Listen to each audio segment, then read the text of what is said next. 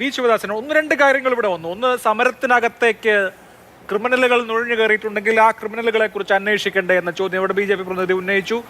വിദ്യാർത്ഥികളല്ലാത്ത ആളുകൾക്കെതിരെ ഉള്ള നടപടിയുടെ കാര്യം സുപ്രീം കോടതിയുടെ ചീഫ് ജസ്റ്റിസ് ഇന്നലെ ഓർമ്മിപ്പിക്കുകയും ചെയ്തിരുന്നു. അതൊരു വശം. രണ്ടാമത്തേത് ഈ പരീക്ഷയുമായി ബന്ധപ്പെട്ടാണ്. ഇപ്പോൾ പരീക്ഷ ക്രമക്കേട് തടയാനൊരു നിയമം ഉണ്ടാക്കി, നിയമം ശക്തിപ്പെടുത്തുന്നു, ശിക്ഷ വർദ്ധിപ്പിക്കുന്നു, പിഴ വർദ്ധിപ്പിക്കുന്നു. ഇതൊക്കെയാണല്ലോ ആ നിയമനിർമ്മാണത്തിന്റെ ഭാഗമായിട്ടുണ്ടായിട്ടുള്ളത്. NTA പുനഃസംഘടിപ്പിക്കുന്നു. NTAയിൽ വലിയ പുനഃസംഘാടനം വരുന്നുണ്ട്. താൽക്കാലിക ജീവനക്കാരെ മാറ്റിയിരിക്കുന്നു. അത് ആ റീസ്ട്രക്ചറിങ് നേരത്തെ പ്രഖ്യാപിച്ചതുമാണ്. സർക്കാരിന് എന്തൊക്കെ ഇക്കാര്യത്തിൽ ചെയ്യാൻ കഴിയുമെന്ന അടുത്ത ചോദ്യം.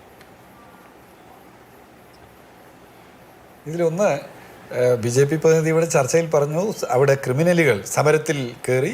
അദ്ദേഹം കൃത്യമായി കണക്കൊക്കെ പറഞ്ഞു. 1871 ക്രിമിനലുകൾ, പിന്നെ പോക്സോ കേസിൽ പ്രതികളായിട്ടുള്ള 48 ആളുകൾ. എത്ര കൃത്യമായിട്ടാണ് എന്നുള്ളതാണ്. ഇത് ബീർബൽ കഥയിൽ ബീർബലിനോട് രാജാവ് ചോദിച്ചത്രേ രാജ്യത്താകെ പക്ഷികൾ എത്രയുണ്ട് എന്ന്. അദ്ദേഹം പറഞ്ഞത്രേ കൃത്യമായ നമ്പർ പറഞ്ഞു. എന്നിട്ട് പറഞ്ഞു ഇനി കുറവുണ്ടെങ്കിൽ അതെന്താണ്, കുറവുള്ളത് ദേശാടനത്തിന് പോയ പക്ഷികളായിരിക്കും, ഇനി കൂടുതലുണ്ടെങ്കിൽ ദേശാടനത്തിന് പോയിട്ട് തിരിച്ചു പോകാത്ത പക്ഷികളായിരിക്കും എന്നുള്ളത് പറഞ്ഞാലും വളരെ കൃത്യമായ കണക്കിൽ പറയാം. ഇങ്ങനെയുള്ള പ്രചരണം നടത്തരുത്. രണ്ട്, നമസ്കാരം, ഞാൻ പറഞ്ഞോട്ടെ, ഞാൻ പറഞ്ഞു കഴിഞ്ഞിട്ട് പറഞ്ഞോളൂ. ഞാൻ പറയട്ടെ. ഇനി രണ്ട്, ക്രിമിനല് അദ്ദേഹം തന്നെ പറഞ്ഞു, സുപ്രീം കോടതി പറഞ്ഞിട്ടുണ്ട് സമരത്തിൽ പങ്കെടുത്തവരെ അറസ്റ്റ് ചെയ്യാൻ പാടില്ല എന്ന് പറഞ്ഞിട്ടുണ്ട്. സമരത്തിൽ പങ്കെടുത്തവരെ അറസ്റ്റ് ചെയ്യാൻ പാടില്ല എന്ന് പറഞ്ഞിട്ടുണ്ടെങ്കിൽ ഐഷി ഘോഷിനെ അറസ്റ്റ് ചെയ്യാൻ വേണ്ടി എന്തിനാണ് AKG ഭവനിലേക്ക് പോയത്? പിന്നെ അറസ്റ്റ് വാറന്റ് ഉണ്ട് എന്നാണ് പറയുന്നത്. ഏത് arrest warrant? Arrest warrant communicate ചെയ്യുന്നതിന് ഈ രാജ്യത്ത് സ്വാഭാവികമായിട്ടൊരു നിയമപ്രക്രിയയുണ്ട്. അതൊന്നും പാലിക്കാതെ അറസ്റ്റ് വാറന്റ് ഉണ്ടെന്ന് പറഞ്ഞിട്ട് എവിടെയെങ്കിലും കയറിയിട്ട് അറസ്റ്റ് ചെയ്യണോ? ഒരു ദേശീയ പാർട്ടിയുടെ ജനാധിപത്യപരമായ നിലയിൽ പ്രവർത്തിക്കുന്ന ഒരു പാർട്ടിയുടെ ആഫീസിലേക്ക് പോലീസ് പോയിട്ടതാ ഇപ്പം നിങ്ങളെയും കൂട്ടിയിട്ട് ഇവിടെ കുറച്ച് ആളുകളുണ്ട്, വിദ്യാർത്ഥി സമരത്തിൽ പങ്കെടുത്തവർ, അവരെ അറസ്റ്റ് ചെയ്യുകയാണെന്ന് പറഞ്ഞാൽ എവിടെയെങ്കിലും നടക്കുമോ? ഇത് ജനാധിപത്യ രാജ്യമാണ്. ഇനി NTA പരീക്ഷാ ചോർച്ചയുമായി ബന്ധപ്പെട്ട് അദ്ദേഹം വസന്ത് പറഞ്ഞതിനെ ചോദ്യം ചെയ്തുകൊണ്ട് പറഞ്ഞു, വസന്ത് 158 എന്ന് പറഞ്ഞപ്പോൾ അദ്ദേഹം പറഞ്ഞു എവിടെ നിന്നാണ് പറയുന്നത്, പറയൂ ഡീറ്റെയിൽസ് എന്ന് പറഞ്ഞു. പറയൂ ഡീറ്റെയിൽസ് എന്ന് പറഞ്ഞാൽ പറയേണ്ടത് യൂണിയൻ ഗവൺമെൻറ്റാ. 158 168 148 എന്ന സംശയം ഉണ്ടാകുമ്പോൾ യൂണിയൻ ഗവൺമെൻറ് അത് വ്യക്തത വരുത്തുക. ആ വ്യക്തത വരുത്താനുള്ള അവസരമായിരുന്നു. ഞാൻ പാർലമെന്റിൽ ചോദിച്ചു എത്ര പരീക്ഷകളാണ് ചോർന്നിട്ടുള്ളത്, എത്ര പരീക്ഷാ പേപ്പറുകളാണ് ചോർന്നിട്ടുള്ളത്, എത്ര തവണയാണ് പരീക്ഷകൾ വീണ്ടും നടത്തിയിട്ടുള്ളതെന്ന് ചോദ്യം ചോദിച്ചപ്പോൾ ഉത്തരം തന്നോ ഈ BJPയുടെ സർക്കാർ? എന്താ പറഞ്ഞത്? മറുപടി തരാതിരുന്നു. ഇനിയും പറഞ്ഞുതരാം. ഞങ്ങൾ പാർലമെന്റിൽ ഞാൻ ചോദിച്ച ചോദ്യം, ആ ചോദ്യത്തിൽ എത്ര രൂപയാണ് വിദ്യാർത്ഥികളിൽ നിന്ന് കളക്ട് ചെയ്തത്, ആകെ വരുമാനം എത്രയാണ് NTA-ക്ക്, ആകെ ചെലവ് എത്രയാണ് NTA-ക്ക് എന്ന് ചോദിച്ചു. എന്നിട്ടോ 2024-25 വർഷം ചെലവഴിച്ച തുക, 25-26 വർഷത്തെ സാമ്പത്തിക വർഷത്തെ ചെലവ് എന്തുകൊണ്ടാണ് വ്യക്തമാകാതിരുന്നത്? ഇനിയും ഒരു കാര്യം കൂടി പറയാം. അത് ഈ കണക്കുകൾ 2024 കൊടുത്ത കണക്കും 2026 എനിക്ക് തന്നിട്ടുള്ള കണക്കും വ്യത്യസ്തമായതിനാൽ പ്രധാനമന്ത്രിക്ക് ഒരു കത്തെഴുതിയിട്ട് ആ കത്ത് മാധ്യമങ്ങൾക്കൊക്കെ ഞാൻ കൊടുക്കുകയും ചെയ്തിരുന്നു. നോക്കൂ, തെറ്റായ കണക്കുകൾ പറയുന്നു, ആളുകൾക്ക് കൃത്യമായ കണക്കുകൾ കൊടുക്കുന്നില്ല, ജനങ്ങളെ വഞ്ചിക്കുന്നു. ഇതാ കോഴിക്കോട് നമ്മുടെ NIT-യിൽ ഉൾപ്പെടെ പ്രവേശനത്തിലെ തിരിമറിയെക്കുറിച്ച്, അധ്യാപക നിയമനത്തിലെ തിരിമറിയെക്കുറിച്ച്, രാജ്യത്തെ വിവിധ IIT-കളിൽ നടക്കുന്ന തിരിമറികളെക്കുറിച്ച്, മാനദണ്ഡങ്ങൾ ലംഘിച്ച് SC/ST വിദ്യാർത്ഥികളെയും അതുപോലെ SC/ST വിഭാഗത്തിന് അർഹതപ്പെട്ട അധ്യാപക നിയമനങ്ങളും നൽകാത്തതിനെക്കുറിച്ച് വലിയ പരാതികൾ ഇവിടെ നിൽക്കുകയാണ്. അത് സംബന്ധിച്ച് ഇന്ന് പാർലമെന്റിൽ ചോദിച്ച ചോദ്യത്തിന് മറുപടി തന്നില്ല. ഇങ്ങനെ ചോദ്യങ്ങൾക്ക് മറുപടി പറയാതിരിക്കുക, എന്നിട്ട് ഏതെങ്കിലും ഒരാൾ ഒരു കണക്ക് പറയുമ്പോൾ ആ കണക്ക് നിങ്ങൾക്ക് എവിടെ നിന്ന് കിട്ടിയെന്ന് ചോദിക്കുക. നിങ്ങളാ വ്യക്തത വരുത്തേണ്ടത്.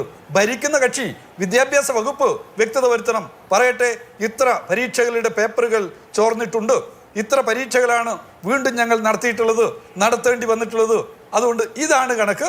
അതുകൊണ്ട് ഇനി കോൺഗ്രസിന്റെ പ്രതിനിധിയോ CPM-ന്റെ പ്രതിനിധിയോ മറ്റേതെങ്കിലും പാർട്ടിയുടെ പ്രതിനിധിയോ 158 എന്ന് പറയാൻ പാടില്ല, ഇനി അങ്ങോട്ട് 126 എന്ന് മാത്രമേ പറയാൻ പാടുള്ളൂ എന്ന് പറഞ്ഞാൽ മതി. ഒരു പ്രയാസവും ഇല്ല. പക്ഷേ അത് പറയാതിരിക്കുന്നതാണ് മര്യാദകേട്. പാർലമെന്ററി ജനാധിപത്യത്തെ അംഗീകരിക്കാത്ത, ജനാധിപത്യ സംവിധാനത്തോട് യാതൊരു ബഹുമാനവും കാണിക്കാത്ത ഒരു സമീപനമാണ് RSSന്റെ BJPയുടെ നേതൃത്വത്തിൽ നിന്ന് ഉണ്ടായിക്കൊണ്ടിരിക്കുന്നത് എന്നുള്ളതാണ് പാർലമെന്റിൽ കാണുന്ന കാഴ്ച. പിന്നെ വിദ്യാർത്ഥികൾക്ക് നേരെ നടത്തിയിട്ടുള്ള വേട്ട, തോക്കെടുത്തിട്ടില്ല, ലാത്തി എടുത്തിട്ടില്ല, ഞങ്ങൾ മറ്റൊരു ആയുധ പ്രയോഗം നടത്തിയിട്ടില്ല, ഞങ്ങൾ സമാധാനപരമായി അവരെ തടവുകയായിരുന്നു, അവരെ മസാജ് ചെയ്ത് കൊടുക്കുകയായിരുന്നു എന്ന് പറഞ്ഞു കഴിഞ്ഞാൽ ഇത് ആര് വിശ്വസിക്കാനാണ്? നിങ്ങൾ ഈ പോലീസുകാരുടെ സർവ്വ ആയുധങ്ങളും എടുത്തിട്ട് അവിടെ ജന്തർ മന്ദിറിൽ എത്തിയിട്ടുള്ള വിദ്യാർത്ഥികൾക്ക് മസാജ് ചെയ്യാനായിരുന്നോ പോയത്? അവിടെ നിങ്ങൾ എത്രമാത്രം ക്രൂരമായിട്ടുള്ള വേട്ടയാണ് നടത്തിയത്? വിദ്യാർത്ഥി വേട്ട എത്ര വേദനിക്കുന്ന സങ്കടകരമായിട്ടുള്ള കാഴ്ചയാണ് നമ്മളാകെ കണ്ടത്. കൈയൊഴിഞ്ഞ വിദ്യാർത്ഥി, കാലൊടിഞ്ഞ് ചോരയൊലിപ്പിച്ചുകൊണ്ട് നിൽക്കുന്ന വിദ്യാർത്ഥി, പല്ലുകൾ നഷ്ടപ്പെട്ട വിദ്യാർത്ഥി, കണ്ണിനടി കിട്ടിയിട്ട് ചോരയൊലിച്ച് കണ്ണിൻ്റെ കാഴ്ചശക്തി നഷ്ടപ്പെട്ടു പോയിട്ടുള്ള വിദ്യാർത്ഥി, തലയിൽ അടിയേറ്റിട്ട് ചോര വാർന്നൊഴുകുന്ന വിദ്യാർത്ഥിയുടെ മുഖം, എന്തെല്ലാം കാഴ്ചകളാണ് നാം കണ്ടത്. പറയാനാവാത്ത വേദനയോടുകൂടിയല്ലാതെ നമുക്ക് പങ്കുവെക്കാനാവാത്ത കാഴ്ചകളുടെ കൂമ്പാരമായിരുന്നില്ലേ ഡൽഹിയിൽ ഉണ്ടായിട്ടുള്ളത്? എന്നിട്ട് അതിനെയൊക്കെ അങ്ങനെയൊന്നും ഉണ്ടായിട്ടില്ല.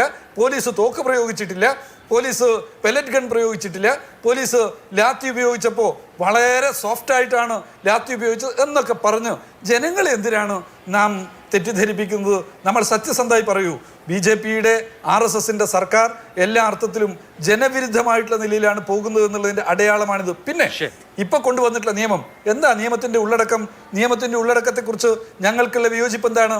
കേവലം ശിക്ഷയിലുണ്ടാവുന്ന മാറ്റത്തിലൂടെ മാത്രം ഇല്ലാതാവുന്ന ഒന്നല്ല ഇത്. നാഷണൽ ടെസ്റ്റിംഗ് ഏജൻസി എന്നുള്ളത് തന്നെ ഈ രാജ്യത്തിലെ ജനവിരുദ്ധമായിട്ടുള്ള, വിദ്യാർത്ഥി വിരുദ്ധമായിട്ടുള്ള ഏജൻസിയാണ്. ആ ഏജൻസിയെ പിരിച്ചുവിടണം. ആ ഏജൻസിയെ പിരിച്ചുവിട്ടുകൊണ്ട് സർവകലാശാലകളുടെയും സംസ്ഥാന സർക്കാരുകളുടെയും പ്രവേശന പരീക്ഷകൾ നടത്തുന്നതിനുള്ള അവകാശാധികാരം പുനഃസ്ഥാപിക്കപ്പെടണം. ഇതൊരു നയത്തിൻ്റെ കൂടി പ്രശ്നമാണ്. ആ നയത്തിൻ്റെ പ്രശ്നം കൂടി ഞങ്ങൾ ഉയർത്തുകയാണ്. അതുകൊണ്ടാണ് വിദ്യാർത്ഥികൾ മുദ്രാവാക്യം വിളിച്ചത് NTA പിരിച്ചുവിടുക എന്നുള്ള മുദ്രാവാക്യം വെച്ചത്. അതുകൊണ്ട് NTA പിരിച്ചുവിട്ട് വിദ്യാഭ്യാസ മേഖലയിൽ കൂടുതൽ തുക വിദ്യാഭ്യാസ പ്രവർത്തനത്തിന് വേണ്ടി നീക്കിവെക്കാനുള്ള സന്നദ്ധത BJP സർക്കാരിന് ഉണ്ടാവുക എന്നുള്ളതാണ് സുപ്രധാനമായിട്ടുള്ള കാര്യം.